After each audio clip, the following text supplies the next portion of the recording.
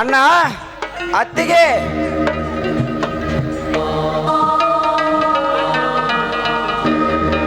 ತಮ್ಮ ಹೀಗೆ ಬಂದೇನಪ್ಪ. ಯಾಕಪ್ಪ ಎಷ್ಟೊಂದು ಗಾಬರಿಯಾಗಿ ಮಾತನಾಡ್ತದೆ, ಏಕೆ? ಏನಿಲ್ಲಣ್ಣ, ತಮಗೊಂದು ಸಂತೋಷದ ಸುದ್ದಿ ತಿಳಿಸಬೇಕಿತ್ತು ಅಷ್ಟೇ. ಅಂದ್ರೆ ಯಾವ್ದಾದ್ರೂ ಒಂದು ಹುಡುಗಿಯನ್ನು ಪ್ರೀತಿ ಮಾಡ್ತೀರಪ್ಪ? ಮದುವೆಯ ವಿಷಯ ಈಗಿಲ್ಲಮ್ಮ. ಇನ್ನು ನನ್ನ ಆಸೆ ಆಕಾಂಕ್ಷೆಗಳು ಬಹಳ ಇವೆ. ಅವೆಲ್ಲ ಮುಗಿದ ನಂತರವೇ ನನ್ನ ಮದುವೆ. ಹಾಗಾದರೆ ಮತ್ಯಾವ ವಿಷಯ ಸಹೋದರ? ಏನಿಲ್ಲಣ್ಣ, ಮೊನ್ನೆ ನಡೆದ ಪಕ್ಷದ ಸಭೆಯಲ್ಲಿ ಶಾಸಕರು ನನ್ನೊಂದಿಗೆ ಚರ್ಚಿಸಿ ಒಂದು ವಿಷಯಕ್ಕೆ ಬಂದಿದ್ದಾರೆ. ಯಾವುದು ರಾಜಕೀಯ ವಿಷಯ ಏನಪ್ಪ?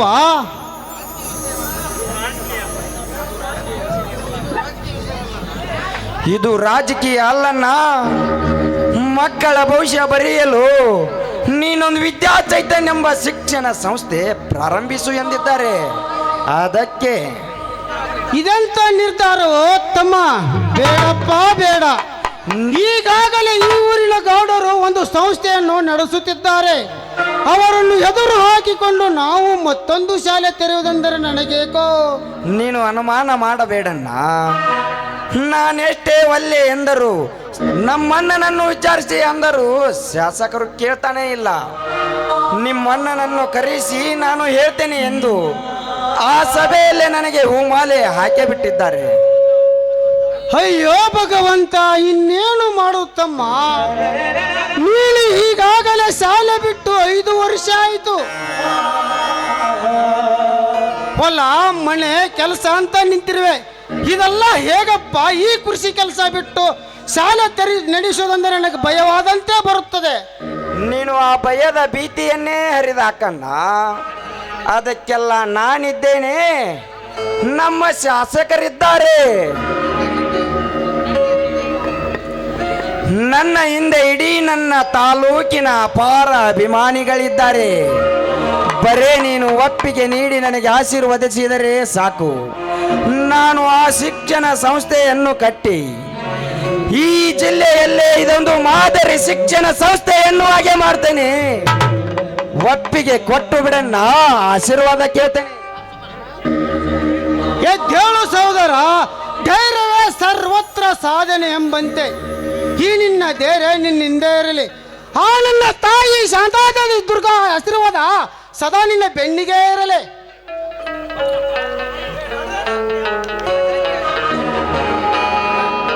ಹೌದಪ್ಪ ಮೈದುನ, ನೀ ನಡೆಯೋ ಹಾದಿಯಲ್ಲಿ ಕಲ್ಲಾಗ್ಲಿ ಮುಳ್ಳಾಗ್ಲಿ, ಆದ್ರೆ ಅದು ನೀ ನಡೀತಿರುವಾಗ ಹೂವಾಗಬೇಕು.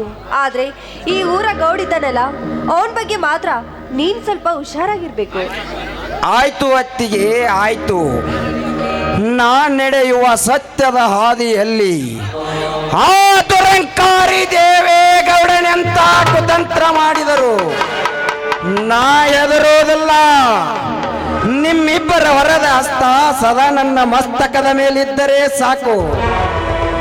ಅವನ ಅಹಂಕಾರದ ಈ ಜಗದಲ್ಲೇ ನನ್ನ ಸತ್ಯದ ಗೂಡು ಕಟ್ಟಿ ಅಕ್ಷರ ಜ್ಞಾನದಿಂದಲೇ ಬಡತನ ಭೂತ ಬಡದೋಡಿಸಿ ಬಡವರ ರಕ್ತದಿಂದ ಉಬ್ಬಿದ ಅವನ ದೇಹಕ್ಕೆ ಅವರಿಂದಲೇ ಅವನ ಹಣೆಯ ಬರ ಬದಲಾಯಿಸದಿದ್ದರೆ ನಾನು ಈ ಶಾಂತಿಪುರದ ಕ್ರಾಂತಿ ವೀರನೇ ಅಲ್ಲ.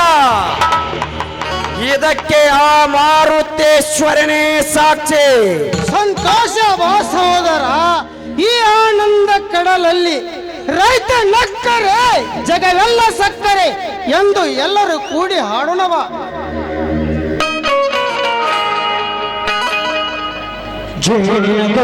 ನಾವೆಲ್ಲ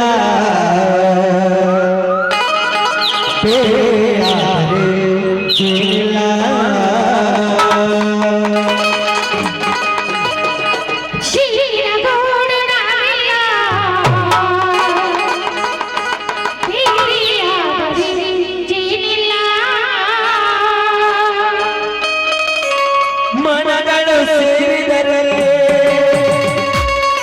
ತುಂಬಿದ ಮನೆಯಲ್ಲಿ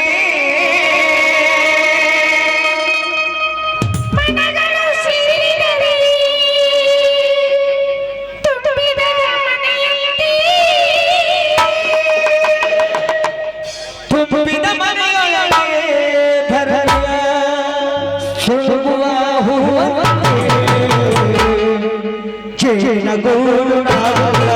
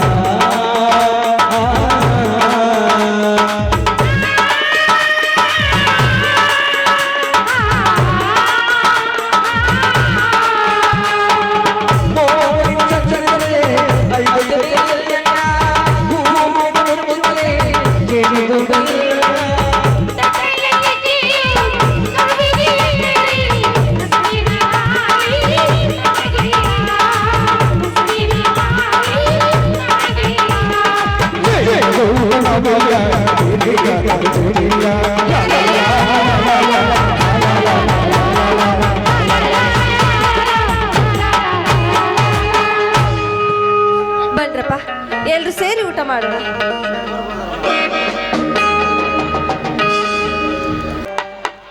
ವಾವ್, ಎಷ್ಟೊಂದು ಸುಂದರವಾಗಿದೆ ಈ ಪ್ರಕೃತಿ. ಇಲ್ಲಿರುವ ಹಕ್ಕಿ ಪಕ್ಷಿಗಳು, ಚುಳು ಚುಳು ಹರಿಯುವ ನೀರಿನ ಅಲೆಗಳ ನಾದ, ಇವೆಲ್ಲವನ್ನು ಕೇಳಿ ನನ್ನ ಮನಸ್ಸು ರೋಮಾಂಚನಗೊಳ್ತಾ ಇದೆ. ಇವೆಲ್ಲವನ್ನು ನೋಡಿ ನನ್ನ ಮನಸ್ಸು ಹಾಡಿ ಕುಣಿಬೇಕೆನ್ನುವ ಆಸೆ ಆಗ್ತಾ ಇದೆ.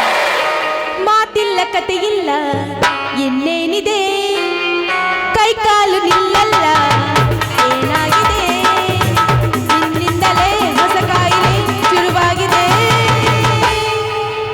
ಎದೆ ಬಡಿತ ಜೋರಾಗಿದೆ, ಎದೆ ಬಡಿತ ಜೋರಾಗಿದೆ, ಎದೆ ಬಡಿತ ಜೋರಾಗಿದೆ, ಎದೆ ಬಡಿತ ಜೋರಾಗಿದೆ.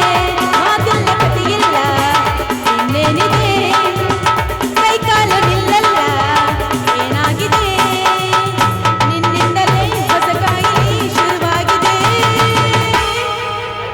ಎದೆ ಬಡಿತ ಜೋರಾಗಿದೆ, ಎದೆ ಬಡಿತ ಜೋರಾಗಿದೆ, ಎದೆ ಬಡಿತ ಜೋರಾಗಿದೆ, ಎದೆ ಬಡಿತ ಜೋರಾಗಿದೆ.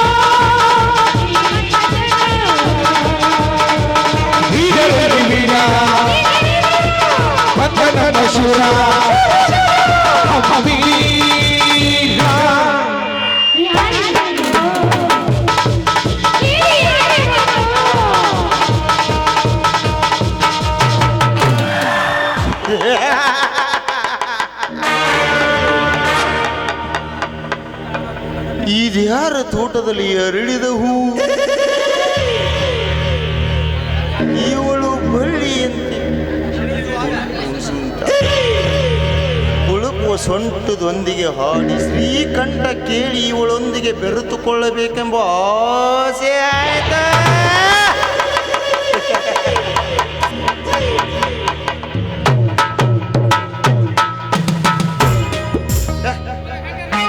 ಇವಳು ಹೆಣ್ಣೆಂದು ಸೃಷ್ಟಿಸಿದ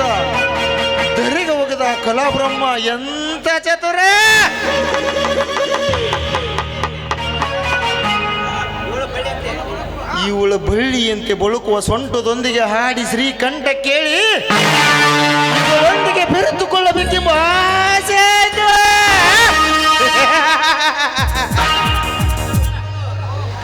ಓಹೋ, ಇವಳು ಗೌಡರ ತಂಗಿ ರಂಬೆ ರಾಧಿಕಾ.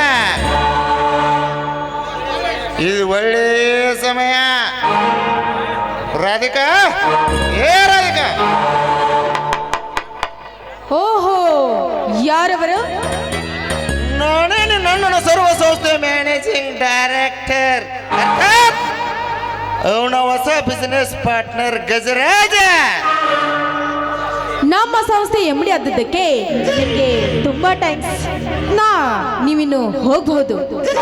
ಇಲ್ಲ ರಾಧಿಕಾ, ನೀ ನಡೆಯುವ ಅಡ್ಡ ದಾರಿ ತಪ್ಪಿಸಿ ನಿನ್ನ ಬಾಳಿ ಬಂದು ಹೊಸ ದಾರಿ ತೋರಿಸಬೇಕೆಂದು ನಾನು ಇಲ್ಲಿ ದಾಯಿಸಿ ಬಂದಿದ್ದೇನೆ. ಬಂದದ್ದಾಯ್ತಲ್ಲ, ತಾವಿನ್ನು ಹೊರಟು ಹೋಗ್ಬೋದು. ಹಾಗೆ ಹೊರಟು ಹೋಗಲು ಬಂದಿಲ್ಲ ರಾಧಿಕಾ. ಈಗ ಗಜರಾಜನ ಹೃದಯ ಮಂದಿರದೊಳಗೆ ನಿನ್ನನ್ನು ಮನುಮತಿಯಾಗಿ ಇರಿಸಿಕೊಳ್ಳಲು ಬಂದಿರುವೆ. ನಕ್ಷತ್ರಗಳಂತೆ ಫಳಫಳನೆ ಹೊಳಿತಿರುವಾಗ ನಿನ್ನೆವ್ವನ ಗೆರೆ ಬಿಚ್ಚಿ ನಿನ್ನ ವಿಳಾಸ ಒಂದು ಆಮೇಲೆ ನಿನ್ನ ಕರೆದು ಒಯ್ಯುವೆ ಈ ಸುರದೇವನ ಆಸ್ಥಾನಕ್ಕೆ ಬಾ. ಸರಿಯಾದ ಚಾಂಡಾಲ, ಪರಸ್ತ್ರೀ ಹೆಣ್ಣು ಮಕ್ಕಳಂದ್ರೆ ಏನಂತ ತಿಳ್ಕೊಂಡಿದ್ಯಾ?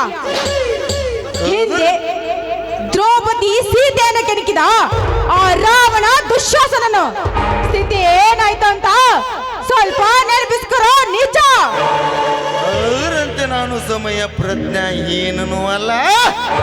ಈ ಗಜರಾಜ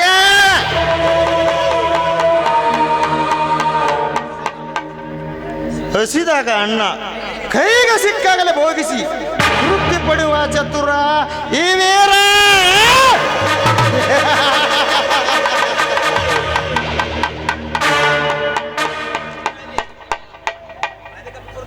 ರಾಧಿಕಾ, ಮುಂಬರುವಲ್ಲಿ ಬಾಳು ನಿನ್ನ ಬೆಳಕಲ್ಲಿ ಕಂಗೆಸಬೇಕೆಂಬ ಆಸೆ ನಿನಗಿದ್ದರೆ ನನ್ನ ಮಾತು ಕೇಳಿ ನನ್ನನ್ನು ಅಪ್ಪಿಕೋ. ಇಲ್ಲವಾದರೆ ಸಾಹುಕಾರನ ತಂಗಿ ಎಂಬ ಸೊಕ್ಕಿನಿಂದ ನೆಕ್ಕೆರೆದು ಹೋದರೆ ಸದಾ ನಿನ್ನ ಜೀವನದಲ್ಲಿ ಕಷ್ಟ ಎಂಬುದು ಕಟ್ಟಿಟ್ಟ ಬುತ್ತಿ ಕಳೆದಕೋ. ಏ ಹುಚ್ಚ, ಪ್ರೀತಿ ಎಂಬ ಅರ್ಥಕ್ಕೆ ಕಷ್ಟವೇ ಕಾರಣೀಭೂತವೆಂದು ತಿಳಿದು ಅಂದರೆ ನಿನ್ನ ದಡತನ. ನೀನೊಬ್ಬ ಈ ಸಮಾಜದಲ್ಲಿ ಲುಚ್ಚಕನ. ಮೆಚ್ಚಿದ ಈ ನಿನ್ನ ಪ್ರಬಲವಾದ ದೇರ ಶಕ್ತಿಗೆ ಈ ಬಿಲ್ಲಾಳದ ಗಜ ಶಕ್ತಿಗೆ ಉತ್ತರಿಸಬೇಡ, ನಾ ಬಲ್ಲೆನೆಂದು. ಈ ಕಸದಲ್ಲಿ ರಸ ತೆಗೆಯುವ ಈ ಕಲಿಯುಗದಲ್ಲಿ ಹೇಮರಾಜನು ಬಿರುದು ಪಡೆದಿರುವ ಈ ಗಜ ಕೇಸರನ್ನು ಮರೆತು ಮಾತನಾಡಿದರೆ ನೀನೊಬ್ಬಳು ಈ ಸಮಾಜದಲ್ಲಿ ಕಾಲು ಜಾರಿದ ಹೆಣ್ಣೆಂದು ಕಾಳೆ ಊದಿಸಿ ಬಡದೆಬಸುವೆ ಈ ನಿನ್ನ ಸೂಳೆ ಎಂಬ ಪಟ್ಟವನು. ಬಾಯ್ ಮುಚ್ಚೋ ನರಹಂತಕ. ಹೆಣ್ಣೆ ಜಗದ ಕಣ್ಣು, ಹೆಣ್ಣಿಂದ ತುಗ್ತಾ ಇದೆ ಈ ಜಗದ ತೊಟ್ಟೆಲು. ಅಂತದ್ರಲ್ಲಿ ಹೆಣ್ಣಿಗೆ ಕೀಳಾಗಿ ಮಾತನಾಡಿದ್ರೆ ಎದ್ದು ಬಂದು ಎದೆಗದಿಯುತ್ತಾರೆ ಈ ಸಮಾಜದ ಹೆಣ್ಣು. ಸಮಾಜ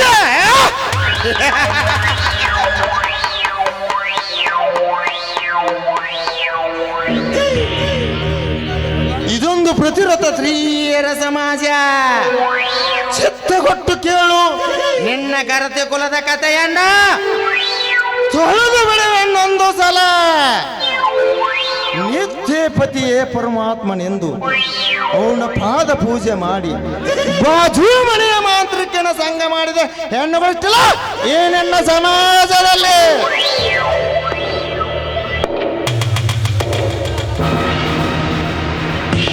ರೂಢಿ ಒಳಗು ಅಣ್ಣ ತಂಗಿರಂತೆ ನಟನೆ ಮಾಡಿ ಮದುವೆ ಆಗದ 3 ತಿಂಗಳು ಗರ್ಭವತಿಯಾದ ಹೆಣ್ಣುಗಳಿಟ್ಟಿಲ್ಲ ಈ ನಿನ್ನ ಸಮಾಜದಲ್ಲಿ.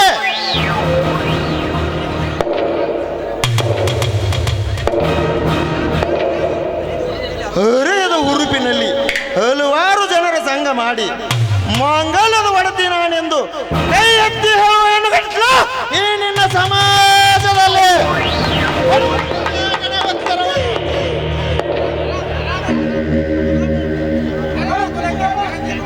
ಗರತಿಯರ ಕುಲಕ್ಕೆ ಈ ರೀತಿ ಹೀಯಾಸಿ ಮಾತನಾಡ್ತಾ ಇದೆಯಲ್ಲ, ನೀನು ಗರತಿಯ ಮಗನಲ್ಲ, ಜಾರಿಣಿಯ ಮಗ. ಜಾರಣಿ ಮಗನೆಂದು ನನಗೆ ಜಾಡಿಸಿ ಒದ್ದಂತೆ ಮಾತನಾಡಿದ್ರೆ ವಲಸ ರಂಡಿ ಹೆಣ್ಣೆ.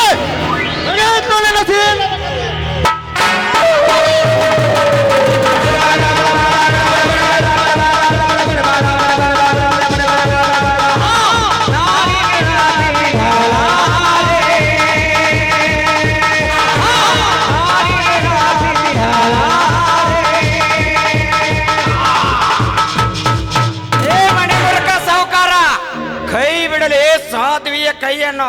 ನನ್ನ ಈ ಪ್ರಬಲದ ಪ್ರಯೋಗದಲ್ಲಿ ಜಯಿಸಿ ಬಂದ ನೀ ಅವನಲ್ಲ.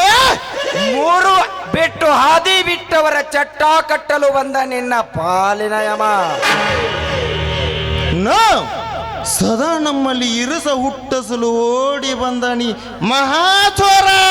ಬಾಯಿ ಮತ್ತು ಹರಾಮ್ಕೋರ. ನಿಮ್ಮಂತವರ ಭ್ರಾಂತಿ ಬಿಡಿಸಲು ಸದಾ ಸಿದ್ಧನಾಗಿ ನಿಂತ ಇವನು ಮಹಾವೀರ. ಉಂಡ ಮನೆಗೆ ದ್ರೋಹ ಬಗೆಯುವ ಬಂಡ ನೀನ್ ಹಾಗೆ ಒಡ ಹುಟ್ಟಿದ ಸೋದರನಂತೆ ನೋಡಿಕೊಂಡ ಆ ದೇವೇಗೌಡನ ಕಣ್ಣಿಗೆ ಮಣ್ಣೆರಚೆ ಅವರ ತಂಗಿಯನ್ನು ಕೆಣಕಲು ನಿಂತ ನೀನು ಬರೀ ಚೋರ ಅಷ್ಟೇ ಅಲ್ಲ, ಅವರ ಸಂಪತ್ತಿಗೆ ಕಣ್ಣು ಹಾಕಿ ಕುಳಿತ ಮಹಾಚೋರ. ಲೇ ಕ್ರಾಂತಿವೀರ, ಸದಾ ಇವರಣ್ಣನ ಆಕಾಶದೆತ್ತರ ಬೆಳೆಸಬೇಕೆಂದು ನನಗೆ ಮಹಾಚೋರನೆಂದು ಪ್ರತಿಪಾದಿಸಿದೆ ಅಪ್ರಭದ. ಈ ಪ್ರತಾಪ್ ಮಲ್ಲನನ್ನು ಕೆಣಕಿ ಸುಮ್ಮನೆ ನಿನ್ನ ಪ್ರಾಣ ಕಳೆದುಕೊಂಡು ಸಾಯಬೇಡ. ಈ ಕುಸುಮವನ್ನು ಕೈಬಿಟ್ಟು ಹೋಗಿಬಿಡು ಎಲ್ಲಂದ. ಬಾಯಿ ಮಚ್ಚು ಹೇಳಿ ಒಂಟಿ ಹೆಣ್ಣನ್ನು ನಿನ್ನಂತವನ ಕೈಯಿಗೆ ಸಿಲುಕಿಸಿ ನಾನೇನು ಹಾಗೆ ಹೋಗಲಕ್ಕ ಭಯಪಟ್ಟರನ ಹೇಳಿ ಅಲ್ಲ. ನನ್ನ ಪ್ರಾಣ ತೆಗೆಯುವನೆಂದು ಹೇಳುವ ನಿನ್ನಂತವನು ಇಂಚಿಂಚಾಗಿ ಕತ್ತರಿಸಿ ಹಾಕುವ ರಣಧೀರ. ಈ ಗಂಡು ಒಂದು ಸಲ ಎದೆ ಮೊಟ್ಟೆ ತೊಡೆ ನಿಂತರೆ ನನ್ನ ಸೌಂಡಿಗೆ ಇಡೀ ಬೆಟ್ಟವೇ ಪೊಡೆ ಹಾಗೆ ಅಲ್ಲಿಂದ ಒಡೆದು ಬರೋ ತುಂಡಿಗೆ ಈ ನಿನ್ನ ಗಂಡದೆ ಪೊಡೆಯಾಗುತ್ತೆ. ಬಾರಲೇ ಗಂಡಸಾಗಿ ಮಂದಕ್ಕೆ. ಕ್ರಾಂತಿವೀರ, ಇದೊಂದು ಸಮಯ ಹೋಗಲಿ. ಇದರಲ್ಲಿ ಯಾರು ಗಂಡಸು ಅಂತ ನಿರ್ಧರಿಸು ಕಾಲ ಬಂದೇ ಬರುತ್ತದೆ. ನೆನಪಿರಲೇ.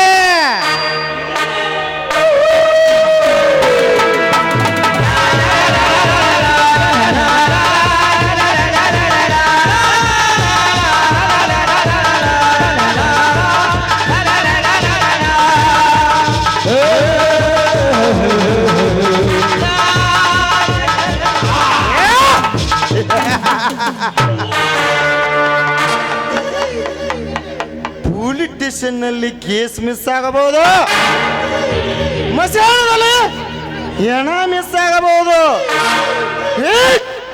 ಈ ಗಜರಾಜ ಗುರಿ ಇಟ್ಟ ಎಂದಿಗೂ ಮಿಸ್ ಆಗುವುದಲ್ಲ ಕ್ರಾಂತಿವೀರ. ಮೇವನ್ನು ಬೆಕ್ಕು ಮೀಸೆ ಬಂದ ಮಾತ್ರಕ್ಕೆ ಹುಲಿ ಆಗಲಕ್ಕೆಂದಿಗೂ ಸಾಧ್ಯವಾಗಲ್ಲ. ಇವನು ಹುಲಿ, ಕರ್ನಾಟಕದ ಹೆಬ್ಬುಲಿ. ಗಜರಾಜ, ಈಗೊಂದು ಸಲಮಯ ಬಿಡ್ತೇನೆ, ನಿನ್ನ ಮುಂದೆ ನೋಡ್ಕೊಂತೇನಲೇ.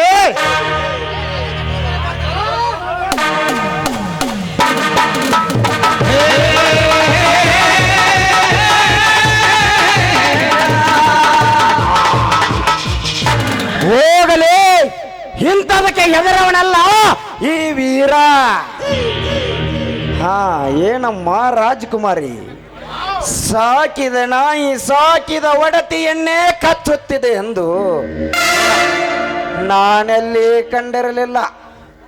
ಇರಲಿ, ಜೋಪಾನವಾಗಿ ಮನೆಗೆ ಹೋಗಿರಿ. ನಿಲ್ಲಿ ಪುರುಷೋತ್ತಮ, ನನ್ನ ಮಾನ ಪ್ರಾಣ ಕಾಪಾಡಿದ್ದಕ್ಕೆ ನಿಮಗೆ ತುಂಬಾ ಧನ್ಯವಾದಗಳು. ಹಾಗೆ ನಿಮ್ಮನ್ನ ಒಂದು ಮಾತು ಕೇಳ್ತೀನಿ, ನಡೆಸ್ಕೊಡ್ತೀರಾ? ಅದೇನೆಂದು ಹೇಳು ರಾಜಕುಮಾರಿ. ಕ್ರಾಂತಿವೀರ, ಎಂದು ನೀನು ಸ್ಪರ್ಧೆಯಲ್ಲಿ ಗೆದ್ದಾಗ ನಿನ್ನ ಕೊಳಿಗೆ ಮಾಲೆ ಹಾಕುವಾಗ ನಿನ್ನ ಕೈ ಸ್ಪರ್ಶದಿಂದ ನಾನು ನನ್ನ ಮನಸ್ಸನ್ನೇ ಕಳೆದುಕೊಂಡಿದ್ದೇನೆ. ದಯವಿಟ್ಟು ನಿಮ್ಮ ಸತಿ ಆಗುವ ಭಾಗ್ಯ ಕೊಡಿ, ನಿಮ್ಮ ಕಾಲಿಡಿದು ಬೇಡಿಕೊಳ್ಳುತ್ತೇನೆ. ಎದ್ದೇಳು ರಾಣಿ, ನಿನಗೇನು ಹುಚ್ಚು ಹಿಡಿದಿದೆಯಾ? ನಿಮ್ಮನ್ನ ನಮ್ಮ ಹುಟ್ಟ ವೈರೇ. ಈ ಸಂಬಂಧ ಕೂಡುವುದೇ ಇದ್ಯಾವ ನಿನ್ನ ನಿರ್ಧಾರ? ನೋಡಿ, ನಿಮ್ಮ ನಿರ್ಧಾರವನ್ನು ಬದಲಾಯಿಸಿ ನಾನೇ ನಿಮ್ಮ ಸತಿ ಎಂದು ಹೇಳಿ ಪ್ಲೀಸ್. ಆಯ್ತು ರಾಣಿ, ಸೂರ್ಯ ಚಂದ್ರರ ಸಾಕ್ಷಿಯಾಗಿ ನಿನ್ನನ್ನು ಸತಿ ಎಂದು ಸ್ವೀಕರಿಸುವೆ. ಆದರೆ ಅಣ್ಣನ ಆಜ್ಞೆಗೆ ಕಾಯೋಣ. ಆದರೆ ಈಗಂತೂ ನಡೆಯಲಿ ಗಾಂಧರ್ವ ವಿವಾಹ. ಬಾ ನನ್ನ ಎದೆಗೆಪ್ಪಿ ಹೋಗಿ ಆಡಲು. ಆಯ್ತು ರಾಜ, ಮೆಚ್ಚಿದೆ ನಿಮ್ಮ ಉದಾರ ಗುಣಕ್ಕೆ.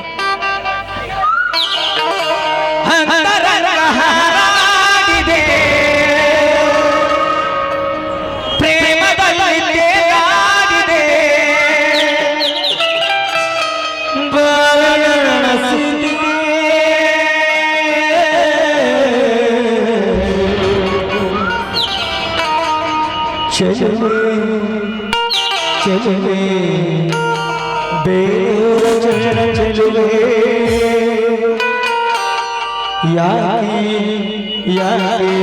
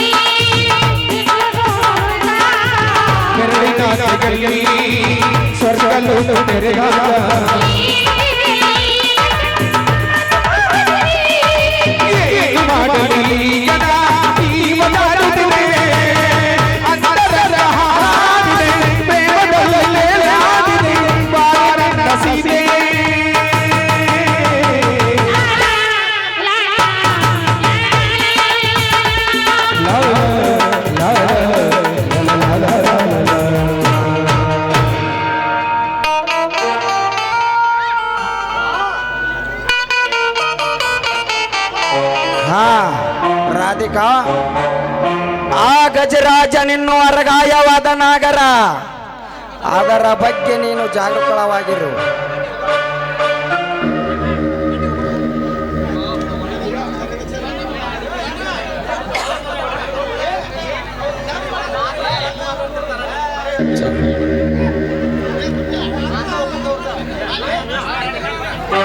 ಬನ್ನಿ ಹೋಗೋಣ.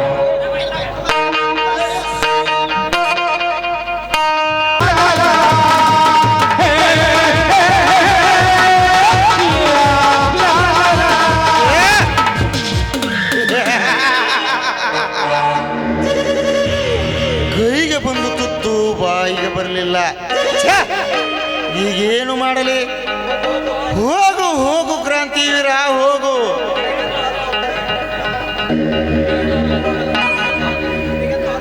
ನಿನಗೆಂತೂ ಅರ್ಥವಾಗುತ್ತದೆ ಈ ಗಜರಾಜನ ಕಪಟ ನಾಟಕ ಸನ್ನಿವೇಶ. ಇಂದು ನನಗಾಗಿ ಕಾದ ಕುಳಿತ ರಾಧಿಕೆಯನ್ನು ನೀನು ಒರೆಸಿಕೊಂಡು ಹೋಗಿರಬೇ ಅಂದಾಗ ಇದರ ಸೇಡನ್ನು ಒಂದೇ ಒಂದು ಫೋಟೋದಿಂದ ನಿಮ್ಮ ಇತಿಹಾಸವನ್ನೇ ಬದಲಾಯಿಸಿ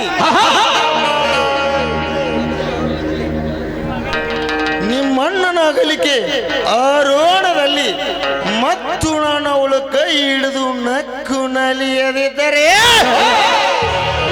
ನನ್ನ ಹೆಸರು ಗಜ ಗಜರಾಜ ಅಲ್ಲ.